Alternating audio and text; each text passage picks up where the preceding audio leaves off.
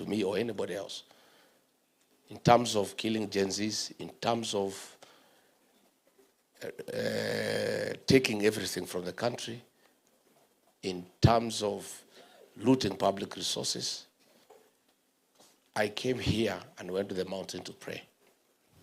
I was here for 8 days and asked God to help me to make a decision whether to just sit by, enjoy the privileges and the perks that go with the office of the Deputy President, or say no and face the consequences. I left office, I switched on my phones, I came here to this forest here and prayed.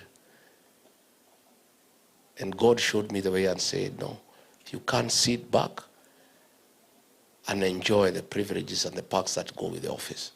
Stand with the people of Kenya, stand with the young people, stand with everybody, and face the consequences, whatever they are. And I went back to Nairobi and I started telling him no. In cabinet, in Security Council meeting, I said no. When the issue of young people came and he gave instructions that they should be abducted and tortured and if possible killed, I said no. I was the lone voice in the National Security Council. And I said no. I said, Mr. President, one is against the 10 Commandments. Thou shalt not kill. Number 2 is against our Constitution. Everybody, anybody who has committed a crime should be arrested and taken to court to face justice. I also said I'm a parent. I'm a father to some young boys. And I would not like them to face what you are saying. And I said no. And he was very unhappy with me. In fact, that is what now made him and me disagree completely. Then there was the Finance Bill 2024. When it was brought before the cabinet committee that I chaired, I said no. And some members there texted him, and he told me, let it come to the main cabinet. I was the lone voice. I oppose Finance Bill 2024. And I started telling MPs to listen to the ground. And I told him this thing, people cannot accept. And if you force it, you'll have an egg on your face. He told me off and told me I'm opposing government from within. I went away. And of course, people said no. The Gen Zs came out. I called Professor Kindiki. That's why I have very little regard for that man. Very little regard. I called him. Yeah? I called him after the Security Council meeting. I said, Professor, what you are being told to do, is it right? Is it biblical? Is it in accordance with the Constitution? As a parent, how can you? And he said, no, mimi lazima nifanye vile rais amesema. Lazima nifanye vile rais amesema. Nikamuuliza, including abducting and killing young people. Sasa kama rais amesema, mimi nitafanya nini? I'll never. You know, if he refused and I had refused, the two of us, probably those boys and girls would not have died. If Kindiki had put his foot down. Because even the IG then was uncomfortable. But he was a coward. The general was just there. You know, I told Kindiki, please, let's go and face this man and tell him this decision is wrong. He said no. So it happened. So what do? I'm Deputy President.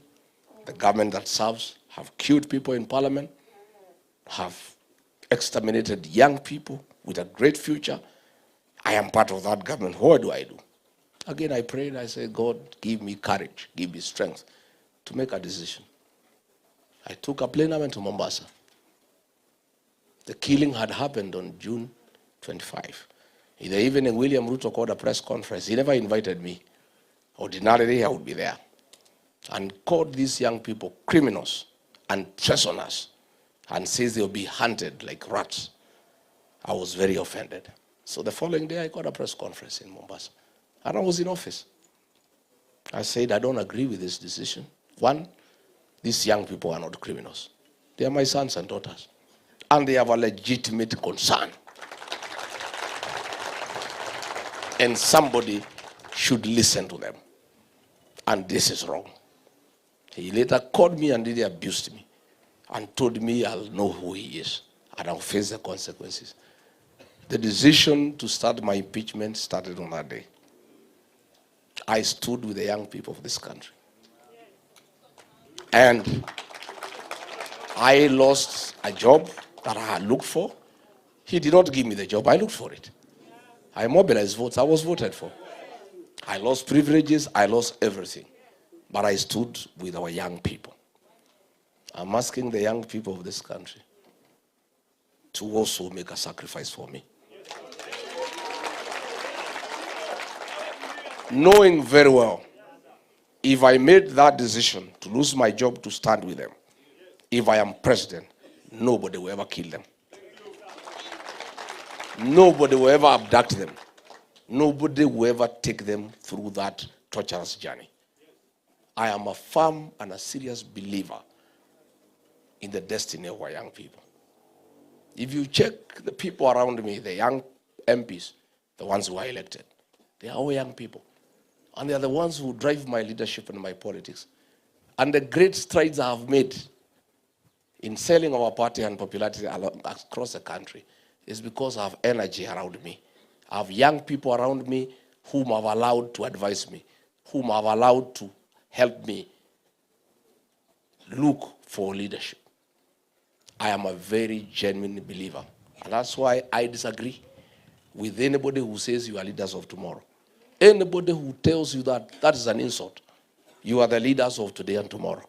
You are the present and the future. And I want to challenge you today. You people are fearless. You people cannot be bribed. You are all saying you don't want William Ruto. Let me tell you, if the young people of this country today made a decision, William Ruto will go home. For sure, as December 25 is Christmas, he'll go home. Because you have the numbers. And you cannot be compromised. But I want to challenge you. Criticizing William Ruto on the smartphone is not enough. Shouting one time is not enough. Saying how bad he is not enough. Even telling me he's a goon is not enough. You must go the extra mile. Leadership in Kenya is decided through the ballot. We don't want to remove Ruto through unconstitutional means. We want him to be around. We want to defeat him in the ballot. There is only one way of removing a president from power and putting another one in power, through the ballot. People must register as voters and come out and vote. I checked in Olokalau, and I must tell you I was disappointed. The meetings for DCP candidate was full of young people, Gen Z. They were all shouting, "It's DCP is Kamau Ngodo." But on the voting day, when I checked the queues, I found the